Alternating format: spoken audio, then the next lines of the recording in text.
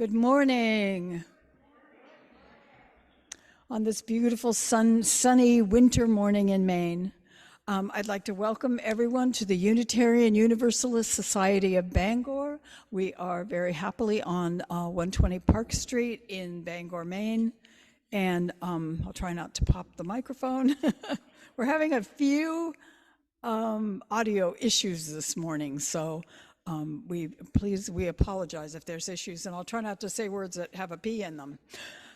So this morning, our guest in the pulpit is Reverend Mark Worth. He's down here on the floor right now, but he is Minister Emeritus of the Unitarian Universalist Church of Ellsworth and is a Maine state representative. Thank you for serving, representing Ellsworth, Waltham, and Fletcher's Landing Township in Augusta. He retired from the UU ministry in 2017, having served churches in Ellsworth and Castine, Maine, and Westboro and Harvard, Massachusetts. So welcome, Reverend Mark. We're very happy to have you with us today. And I think a lot of you know him. He's been around for a long time. We'd like to welcome anyone who is new here today and or just haven't been with us for very long. We're very, very pleased that you're with us. And before announcements, I would like to acknowledge that we are located on unceded Wabanaki territory and that we are very grateful that we are able to be here. Announcements. So, our stewardship campaign is coming up. It's actually in swing. You should have received an email that gives you a link to either a form you can download or an email that you could just email to Amy Starkey Lamb what your pledge is going to be for the coming year. And we have to finish that off, there will be a talent show or non-talent show, as case may be. So if you have something that you'd like to do, please see Dave Patterson. I don't think Dave's here today, or Phyllis Havens, who is also not here today, but just make sure that everybody knows that you have something you want to do. Let me see. Social Justice will be meeting in the Community Cafe after church today. And last but not least, well, I guess it isn't last. I'll do this one first. So Reverend Rebecca is going to be doing a service in March that is on prayer. And you should have received an email that gave you options in ways that you can communicate with her on ways that prayer is either in your life or not in your life, or what your reaction is even to the word. And I think next Sunday after church, she's going to have a short session with anyone who wants to talk to her in person. You could send her an email, or there was one other option. It might have been a form that you could fill out. So be sure and be in touch with Reverend Rebecca about how you feel about prayer. Now, last but not least, Super Sunday, SOUPER Sunday is back, and it is going to be next Sunday after church. And the Membership Fellowship Committee and Fellowship Hour Team it will be hosting. And this is the first time we've done this in 3 years. So we hope, and we're so excited to be able to add this back into our community activities that we do on a monthly basis. So please plan on joining us after the service, and then they welcome donations of soup, bread, or dessert. So you bring those in early and leave them in the kitchen. And so that will be next Sunday. So now, just take a moment to breathe in. Find yourself fully in this space and be ready for the introit. Meditate for a moment while I get down by choir.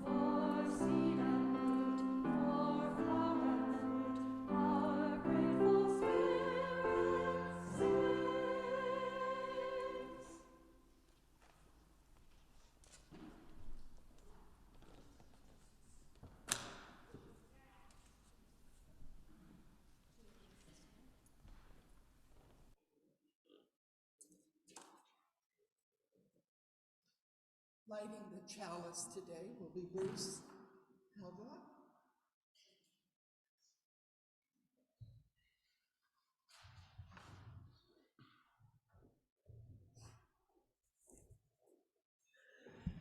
From the events of our lives come the songs of our hearts. From the struggle to survive comes the melody of hope. From the broken play pieces of the spirit come our anthems of praise. From the deep silence of the soul comes the solace of peace. From the community we share comes the promise of tomorrow. Please for our opening hymn, number 287, Faith of the Larger Liberty.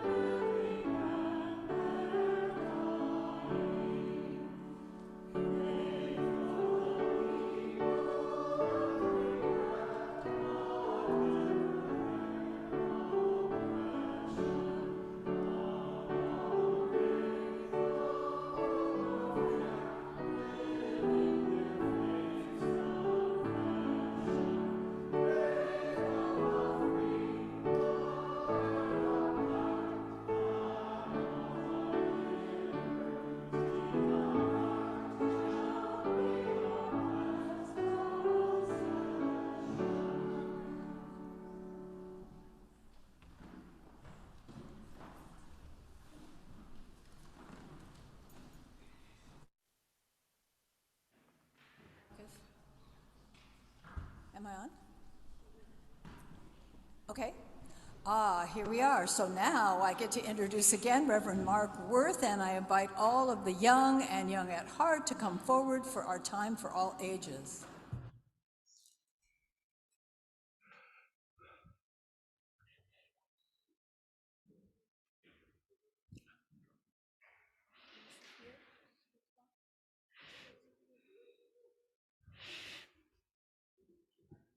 Hi. Oh, here comes some more.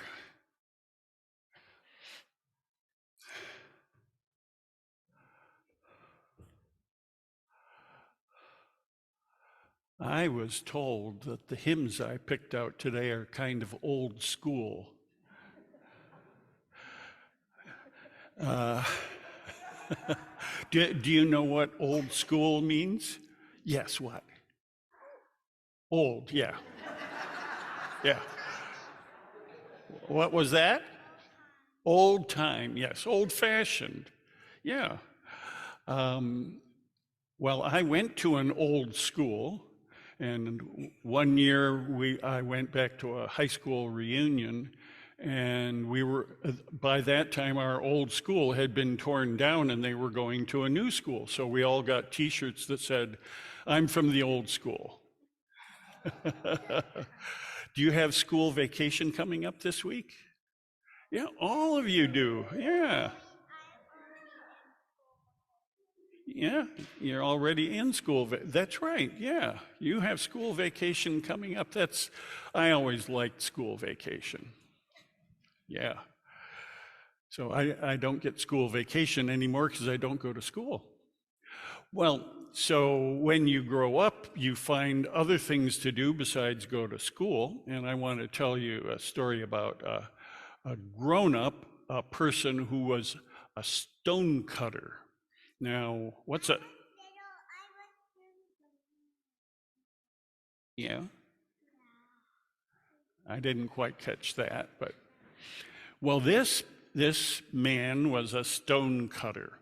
And what's a stone cutter? Well, he went up on the mountainside and with a hammer and chisel and other tools, he cut stones, and the stones were used to build buildings, big stone buildings. And he was kind of proud of his work because cutting those stones made really nice buildings that people could live in or could be public buildings. And he used to kind of sing a little song as he worked. He liked his work. But one day, he noticed he was watching what was going on down below the mountain, and he saw some people going by. And it was soldiers on horseback and a carriage, and it was the king's carriage. I don't know if it was the King of England or King of what, Charles III, somebody, but it might have been the Queen's carriage. I don't know. But he thought, boy, that's pretty nice. I'm just a stone cutter, but that person gets to be the king and rule over the whole country and ride along with horses in front and horses in back and soldiers and a nice carriage. I wish I was the king. And I don't know exactly what happened, but it was magical. Poof! All of a sudden, he was the king, and he was riding in that carriage, along with horses in front and horses in back and soldiers and people to wait on him and carry him around in the carriage, and it was very, very nice. But as the day went on, he's riding along, and it got very hot in the carriage. They didn't have any air conditioning. And the sun was beating down really, really hard. And it was hot. And he said, you know, there's something more important, more powerful than the king, and that's the sun. You can't stop the sun. The sun is so strong. Instead of being the king, I wish I was the sun. And poof, there he was. Now he's the sun.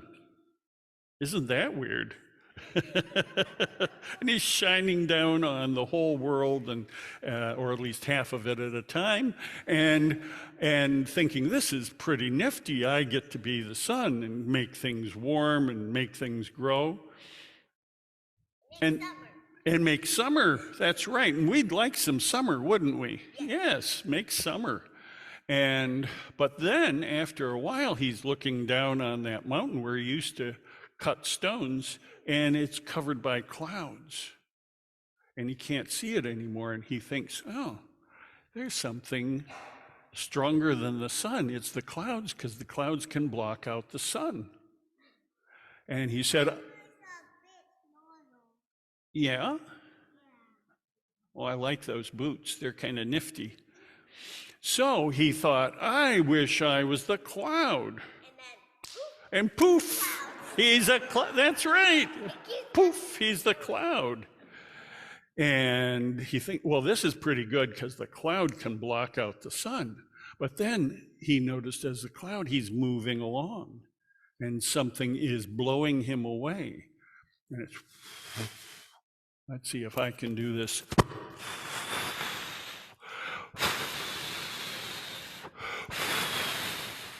And it's the wind. And he says, oh, I wish I was the wind, because the wind can blow the cloud away. And poof, that's right. Poof, he was the wind. Just like that. Yes, exactly like that. And now, he's blowing everything around, and the leaves on the trees are flapping, the branches and the clouds are moving. But there's something he can't blow away. And that's the mountain he used to carve stones on. He blows and blows, and the mountain just stands firm. And he says, oh, there's something stronger than the wind. And that's the mountain. I wish I was the mountain, and poof, that's right. And now he's the mountain. And he's firm and strong and mountainous. And then at the bottom of the mountain, he hears something. And it's somebody chipping away with a hammer and a chisel, cutting stones out of the mountain. It's a stone cutter. Oh, yes. And well, it doesn't really hurt the mountain, but there's the stone cutter, and he says, oh, I used to be a stone cutter, and I liked my work. You know, I've enjoyed being all these other things. It's been fun to try some other things out, and maybe some other time I'd like to be one of those things again, but I always liked being a stone cutter too. I used to sing at work. I was happy that I was building buildings with the stones. I wish I was a stone cutter, and poof, now he's the stone cutter again. So the moral of the story, I guess, is it's good to try some other things, and maybe you want to be something else, but maybe too, it's okay just to be who you are. That's our story today. And poof, you're going to go to your classes. I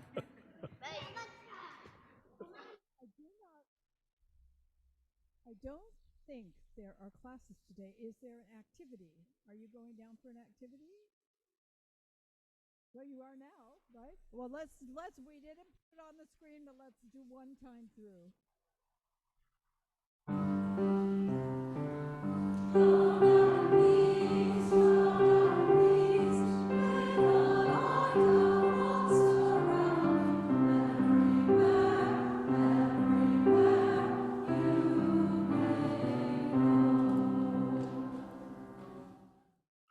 This time of joys and sorrows, there are many joys, quite a few sorrows, many of them about health issues.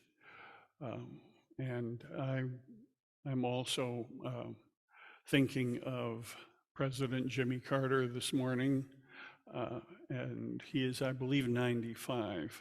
And I think I heard he's the oldest person living, or oldest person who has ever been a former president. And my friend Lisa mentioned her friend who was paralyzed from the waist down and could walk and take care of herself at Christmas time. That's my wife. And she's in ICU at Ellsworth. So for all of those of us who age and grow older and die someday, which is all of us, these words from the Buddha. I am of the nature to grow old. There is no way to escape growing old. I am of the nature to have ill health. There is no way to escape having ill health. I am of the nature to die. There is no way to escape death. All that is dear to me and everyone I love are of the nature to change. There is no way to escape being separated from them. My actions are the only true belongings. I cannot escape the consequences of my actions. My actions are the ground on which I stand.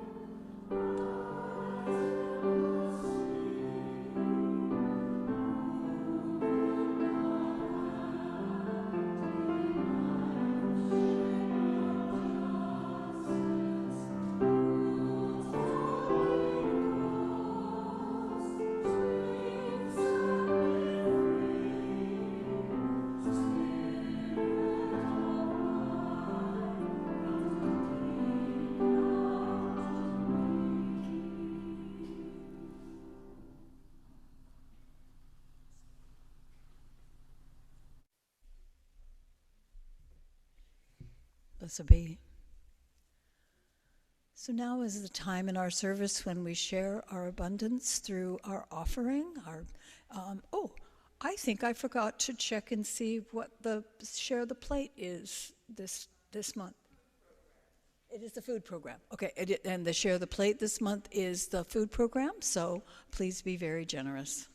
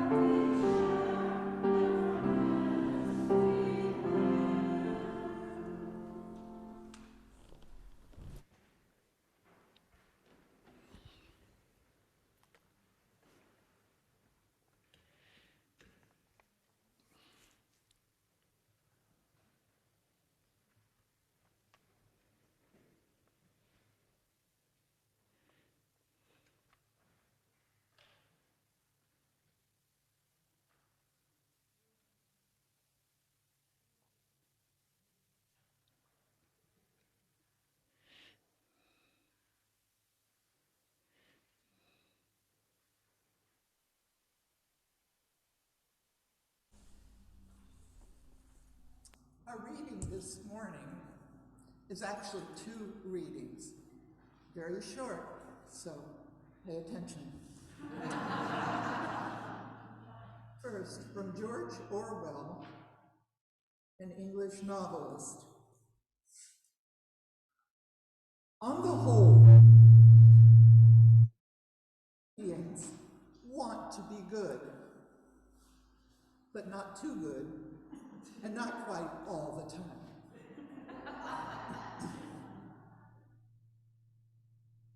And from Rebecca West, a Scottish author, if the whole human race lay in one grave, the epitaph on its headstone might well be, "It seemed like a good idea at the time."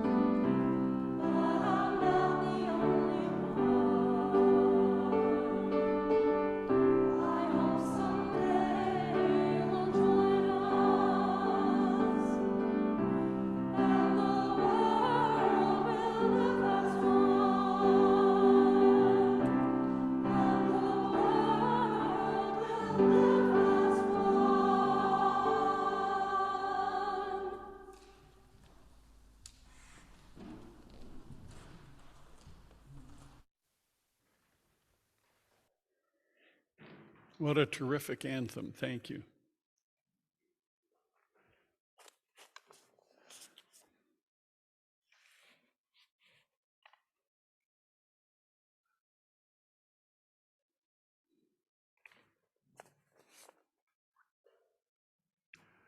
Well, what does it mean to be human? And what do we believe about human nature? I have a tendency sometimes to start with a little history, and I'm going to do that. We often explain that in America, Unitarians grew from a split in the New England Congregational churches in the early 1800s, and the argument was about the doctrine of the Trinity.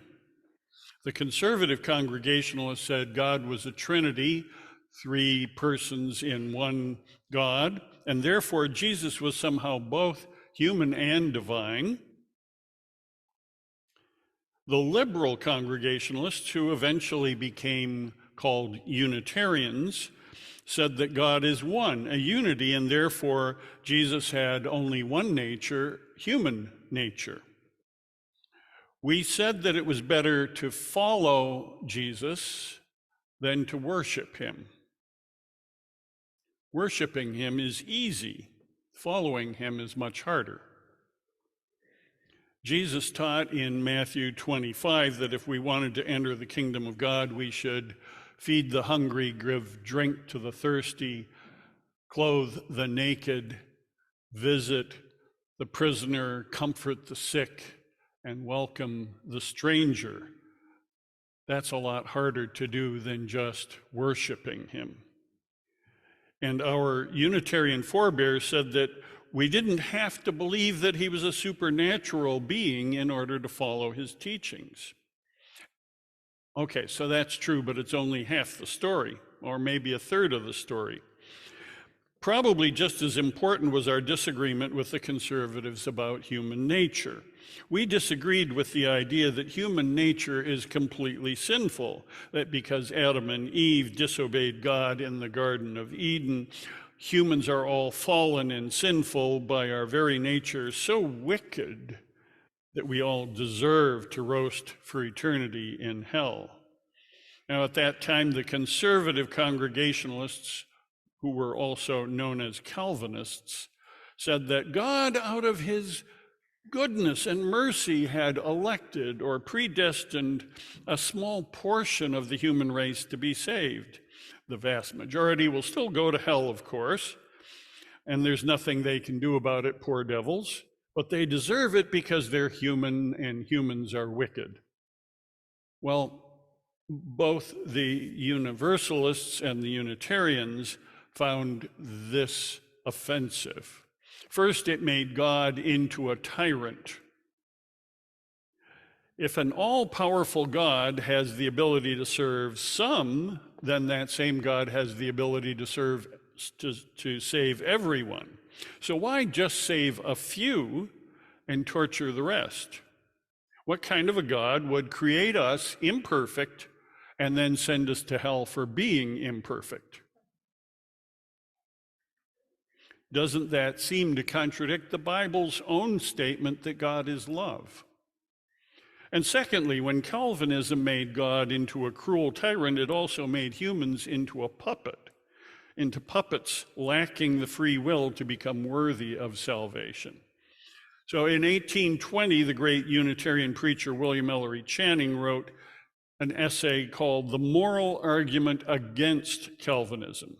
For Channing, it all came down to a reliance on the individual, on their personal conscience and commitment.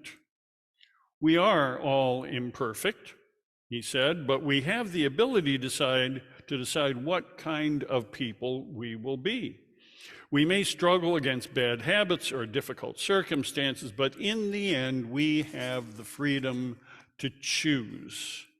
We have the power to decide what kind of people we will be. And early Unitarians called this salvation by character. Now, today, most of us aren't worried about being saved from hell. Most of us are either skeptical of the whole idea of a magical heaven and hell, or we just aren't worried that a fair and loving God would create us simply so that she could torture us. That likelihood seems so slim that it isn't worth worrying about. Well, that was then. What do we believe about human nature today, and what does it mean to be human? The question we started with. Although we are rooted in and respectful of our Christian heritage, we're also greatly indebted to the humanism that had such a tremendous impact on Unitarianism in the 20th century. Humanism seeks natural rather than supernatural answers to religious questions. Humanism sees the potential of human beings, admitting that we are imperfect, but that we have the potential to do better. And it looks for ways that humans can build a better society so that we might live together in justice and in peace. Reverend John Dietrich, who lived from the 1870s to the 1950s and was a Unitarian and a humanist, preached a religion without a supernatural God from the pulpit of First Unitarian Society in Minneapolis. And he said, and I love this quote, that the task of religion is to put beauty in the place of ugliness, good in the place of evil, laughter in the place of tears, to dispel error with knowledge and hatred with love. So humanism is rooted in the natural world, seeking the highest human morals and ethics in order to solve human problems. The late Reverend Forrest Church pointed out that the word human has a telling etymology. In fact, he said, all the words that relate to it are illuminating. Human, humane, humanitarian, humanist, humor, humility, humble, and humus. I'm not talking about hummus here. I like hummus, but I'm talking about humus, dirt. Earth to earth, that is. We are born and we grow, we live and have our human being and our relationships. And then after a rather brief moment on this earth, we are gone, dust to dust, humus to humus. We belong, though, to this beautiful planet Earth. Earth, humus, is our natural home. We are meant to be here. I remember being a high school history teacher much earlier on in my lifetime, and somehow even though I was teaching history, we got into a little discussion about evolution, and one of the kids repeated what she had been taught in her Sunday school, I ain't related to no monkey. And I said, well, you know, I'm glad to be related to the monkeys and the dogs and the cats and the horses and the birds and the dolphins and the whales. I'm glad to be a part of this earth. I belong here. I wasn't just dropped in from some other planet unrelated to the things that are here. We are meant to be here. Our mortar is our mortality, and it binds us to one another and all the living creatures. Our mortality is the reason we should have a good deal of humility and a leavening sense of humor. Reverend Church said his favorite bit of theology was a quip from G.K. Chesterton, who said, angels fly because they take themselves lightly. And for the same reason, we might fall on account of our own gravity. Humor can bring us insight and tolerance. We have no excuse to not laugh at ourselves. Can humans be humble? Humility is a concept that gives many people difficulty. Lao Tzu, the ancient Chinese sage, said that the true master is humble. Lao Tzu wrote in the Tao Te Ching, fill your bowl to the brim and it will spill. Keep sharpening your knife and it will eventually be blunt. Chase after money and security and your heart will never unclench. Care about people's approval, and you'll be their prisoner. So just do your work and then step back. And that is the way of the Tao, the way of heaven. Lao Tzu advises us not to put our faith in the prideful accumulation of wealth. Those who consume their lives with attempts to keep their fortunes safe and secure will always feel that they need more. Rather, he says, we should be satisfied with a standard of living that ensures humility. The way of heaven is to retire from the treadmill of always needing more. Humility allows us to see our human condition with humor. If Humus reminds us that we are as humble as the valley floor, humility reminds us that we are a human species that can be brought low in ways that maybe no other species can experience. Being brought low by learning humility can often be redemptive if we allow it. Pride is something that estranges us from one another. Humility is something to which we awaken when we see the truth of who we are and how distant we are from what we can become. We can't pick ourselves up until we understand that we are down. However, for you, humility might not be the life lesson you need to learn. I find it an essential lesson and a constant teacher for me. But some people have had their pride beaten out of them and need to reclaim their self-esteem. Without a healthy sense of human self-esteem, we may not feel worthy enough to discover the sacredness, the holiness of this life that we are privileged to have. In an earlier time, back to history for a moment, the Calvinists had beaten down people by telling them that they were hopeless sinners, doomed to eternal hellfire. In the early 1700s, the fiery preacher Jonathan Edwards was so effective in preaching sinfulness that an epidemic of suicides broke out in his congregation in Northampton, Massachusetts. His congregation had been given too large a dose of humility, not enough self-esteem, and too much hellfire, ashes to ashes. So, humanist, humility, humus, humor. To live out our human potential, we must also be humane, compassionate. We care about the fate of our fellow humans and all creatures.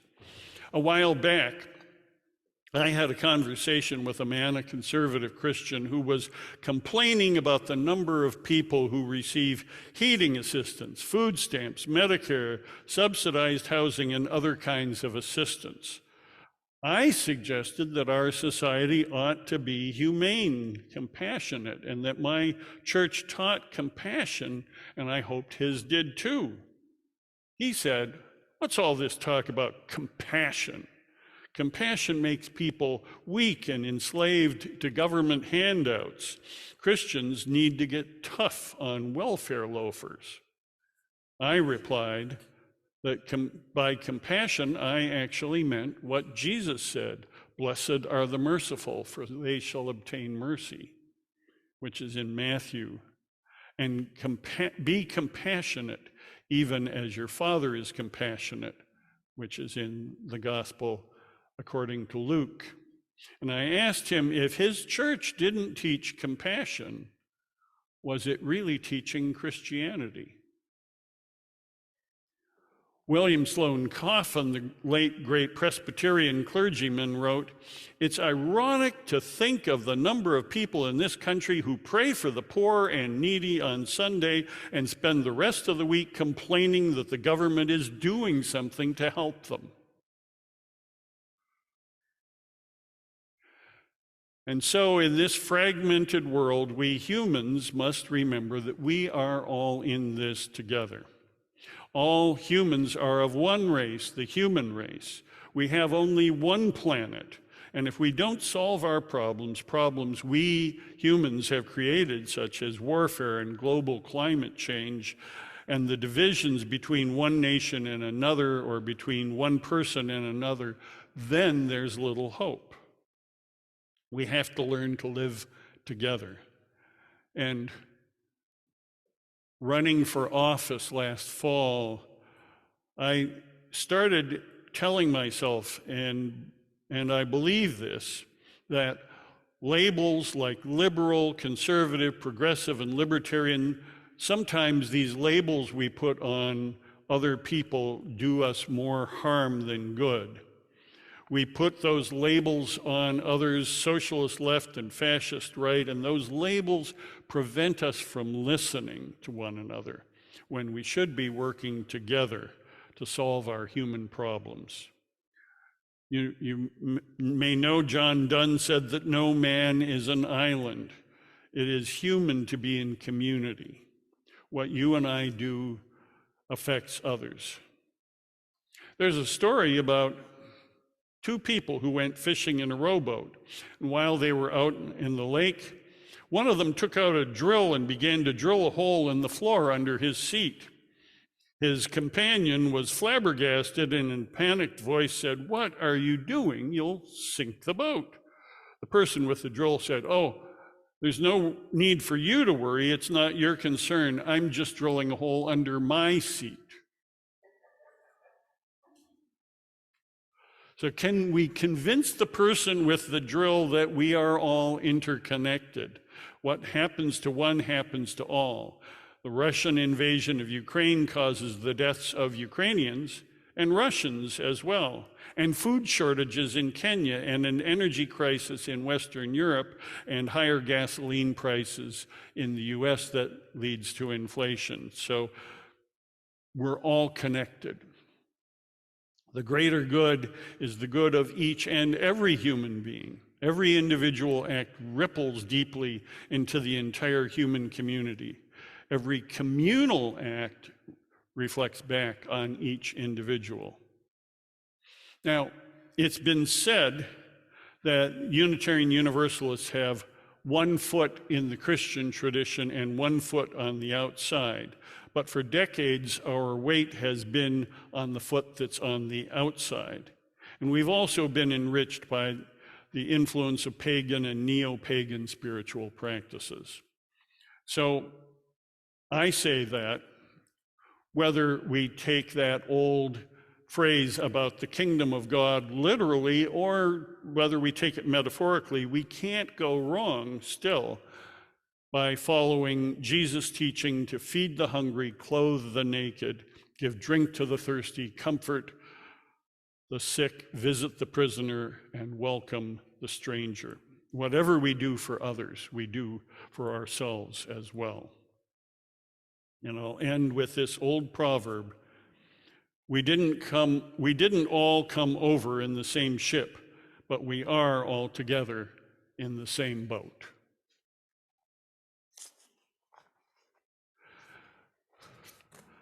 I was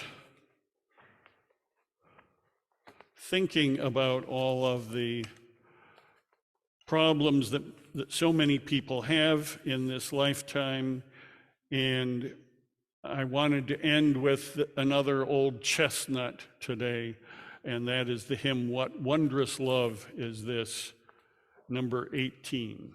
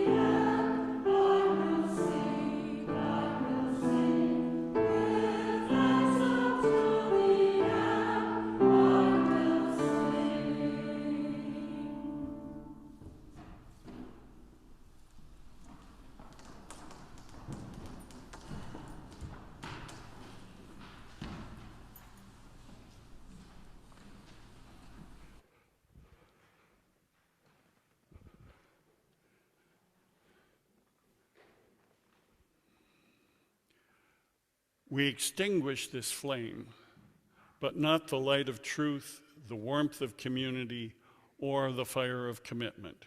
These we carry in our hearts until we are together again.